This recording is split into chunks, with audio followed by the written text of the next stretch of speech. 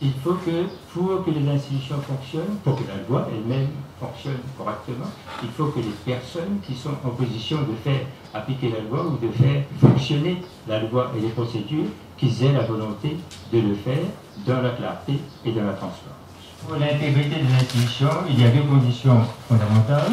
Il faut que la loi soit appliquée et il faut qu'il y ait le respect de la loi.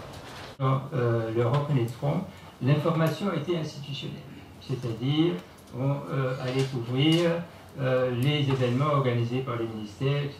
Donc, on passait son temps cloîtré pour lui. Donc, ça se résumait à ça. Pour lui, ministre, séminaire, etc., ça c'était l'information. Je veux dire, quand je suis arrivé, ce qui faisait que, à la fin du jour, sur un bulletin d'information de 40 minutes, disons, il y avait 25 minutes de déclaration ministérielle. Et le reste, information, si on peut dire. Et une situation pareille est intenable et inacceptable. Il est décliné en 4 thèmes. D'abord, équilibre dans le paysage médiatique.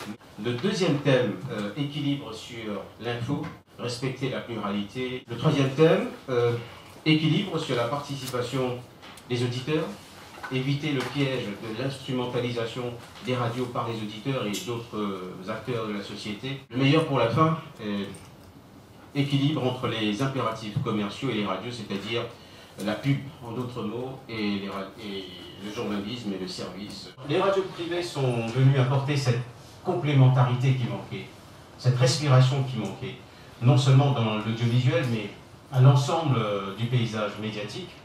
Quelqu'un avait dit, il y a quelque temps de cela, c'était la parole libérée. Je dis parfaitement vrai. L'exemple, la radio est plus spontanée, elle est plus directe, plus naturelle, plus facile aussi pour les auditeurs. Avec la presse écrite auparavant, donc pour un auditeur, un lecteur, pour qu'il arrive à s'exprimer, il fallait d'abord qu'il ait une petite maîtrise de la langue française. Donc c'était intimidant pour lui. Aujourd'hui avec la radio, donc il s'exprime en créole et les Mauriciens généralement s'expriment bien et savent ce qu'ils doivent dire en public. Our society has become highly mediated. We live, we breathe and we sleep in a media-defined driven bubble. Technology, we know to a great extent, has enabled media users to migrate to new and other content providers and platforms.